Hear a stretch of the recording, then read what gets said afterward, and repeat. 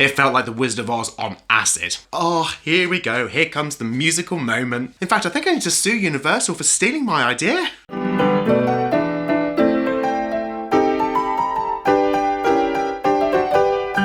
Hello, darlings. Welcome to another fabulous episode of Fabaret. Mwah. If you are new here, lovelies, my name is Richard. Welcome to the Fabaret family. This YouTube channel is all about musical theatre, performance, dance, all that jazz. If that is your kind of fashion as well, then press the subscribe button and join the Fabaret family. Yay! Well, I have to say, my Buffy reaction video... Let's start that again. Well, my Buffy reaction video got quite a few views, didn't it? Oh yeah, I think we're on about 1,500 views at the minute. Yeah, no biggie, whatever. And I just want to say, from that video, I've gained about 25 subscribers, which is amazing. So hello to all you wonderful new people who are part of the Fabaret family. Yay! This is your channel, and I would love to hear the kind of things you want me to be doing. Are there particular things you want me to reacting to, reviewing, talking about? Please let me know in the comments below. So today, my Fab Fam, I'm going to be giving you my thoughts on the new film, Sing 2. So Sing 2 came out in the UK cinemas about a week ago. And yes, I know it's technically not musical theatre, but bear with me, it's got some very theatrical links to it that I want to talk about. But before we get into any of that, I just have to say, right, Oscar nominations have just been announced literally as I'm filming this. And it's so exciting. I want to give a shout out to some special musical theatre Oscar noms. So first of all, in particular, West Side Story. Well done. West Side Story has been nominated for Best Picture Oscar, Best Director Steven Spielberg, Best Supporting Actress Ariana DeBose, Best Production Design, Best Cinematography, Best Sound, and Best Costume Design. So well done, West Side Story. And as well as that, we have another musical theatre success in the Oscar nominations. Tick Tick Boom has been nominated for Best Editing, but, and this is the nomination I am personally most excited about, Andrew Garfield has been nominated for the Best Actor Oscar for Tick Tick Boom. Well done, Andrew. Very well deserved for his portrayal of Jonathan Larson in Lin-Manuel Miranda's Tick Tick Boom. I have to admit, I'm a bit surprised that Lin-Manuel Miranda didn't get a nomination for Best Direction as well, because I was expecting that. But I'm just so happy that Andrew Garfield has got that nomination. Even if he doesn't win, I don't know. Who knows what will happen? But I'm so happy for that. Now on to the main attraction of today, Sing 2 film review. So the original film, Sing, came out in 2016, and this follow-up is the sequel. Now I know what you're probably thinking, why are you talking about Sing and Sing 2? This has got nothing related to theatre. But I just want to point out a few things, right? I know that Sing, it wasn't the greatest film in the world, but I had a real personal connection to it because the director of a theatre called Buster Moon is desperately trying to save his crumbling theatre from being in complete ruin by putting on a singing competition.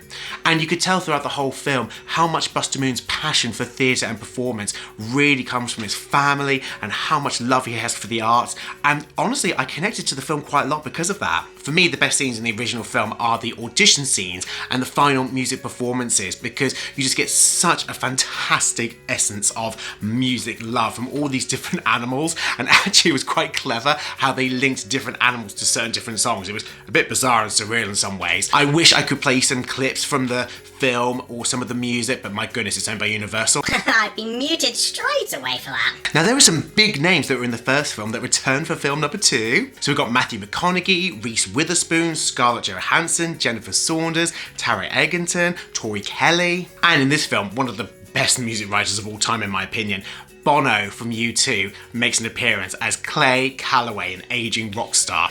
Now, first of all, my first big question about this second film was, where the heck was Mike, the little mouse? I was expecting him to make a big appearance or a cameo at some point, but no, nothing. And there's been loads of online conspiracy theories about maybe he's dead after the final chase scene at the end of the first film. And I was like, right, it is a kid's family film. Let's try not to think too negatively like that.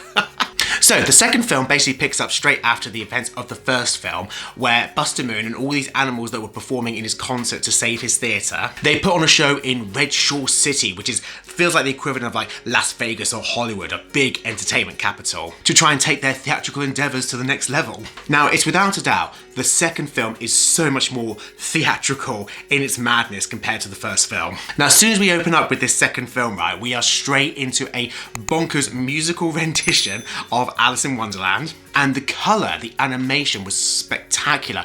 all the way throughout the film. I know it's always said with computer animation it gets better with every film, but with this one they really laid on the colour. It felt like The Wizard of Oz on acid. You know, the moment where Dorothy in The Wizard of Oz opens up the door to her house and suddenly she's in boom full on Technicolor land in Oz. Well, take that and multiply it by 10 and you're just about getting the level of colour in this film. You get the idea. Now, another reason I connected so much to the original film, as well as its endeavours into theatrical passion, is the character of Gunther, who, when I was watching the film, I was like, oh my goodness, that's me. In the trailer promos and pictures for the first film, he was wearing very gold, shimmery clothes, and I was like, should I sue them for that? I think they copied my Britain's Got Talent audition from that. So I'm going to do some videos soon about my whole BGT, Britain's Got Talent experience, but the first time I auditioned was in 2014, well, the first time I got onto the telly, and I wore this gold glittery shirt, and as soon as I saw the Gunther in Sing, everyone was like, Richard, I think they've copied you, and I was like, do you know what, I think you're right. In fact, I think I need to sue Universal for stealing my idea. And just as theatrical people know, all of your best ideas, all your creative visions always come to you right in the middle of the night when you're trying to get to sleep.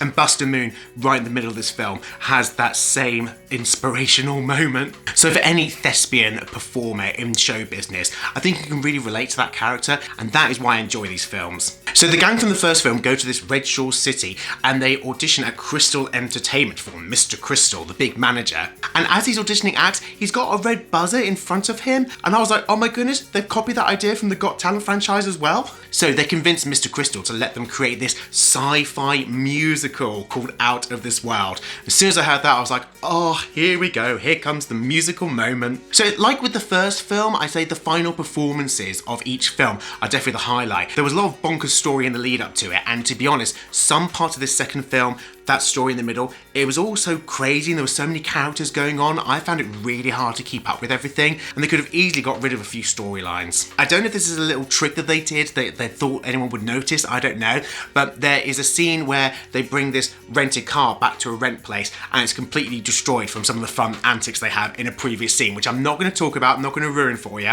but the car rental place is called Royalty Rental Cars, and their tagline is, don't dream it, live it, and I was like, oh, I wonder if that's a reference to Rocky Horror, Don't Dream It, Be It. Yes, that is how much of a musical theatre geek I am. I noticed things like that right in the back corner.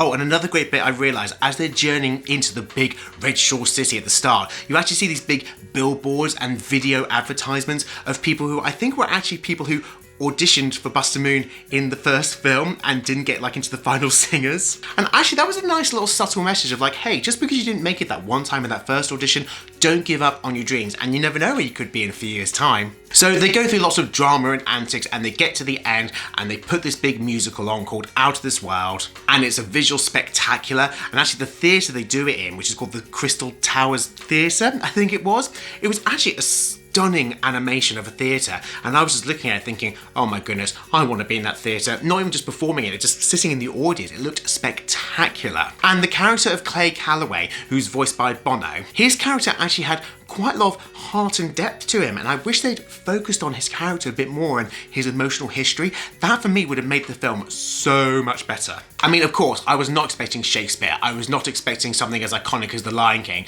but you know, I was moderately impressed, and especially the final performances at the end, they got to me. Just for the visual animation, it was fantastic. But as I said before, the lead up, like in the middle, some bits of the story were just bonkers. We did not need all these crazy characters which took us in every single direction all over the place. Because there were some points where I was like, I'm sorry, who am I meant to be following now? Who am I caring about now? What is going on? So overall, my Fab Fam, I would give this review a 3 stars out of 5, and that's mainly for the bonkers opening number and the final music numbers. Do I think they're going to make a Sing 3? I think they should leave it now, or if they did, they should take it in a completely different direction and maybe think about incorporating lots more different ages of songs and styles, in particular musical theatre. I don't see why not. They've got some fantastic singers in there. I think one of the funniest fantasy things about the whole thing was that yeah, we can create a whole show from scratch in this massive arena with sets and new songs and everything and put it on in 3 weeks.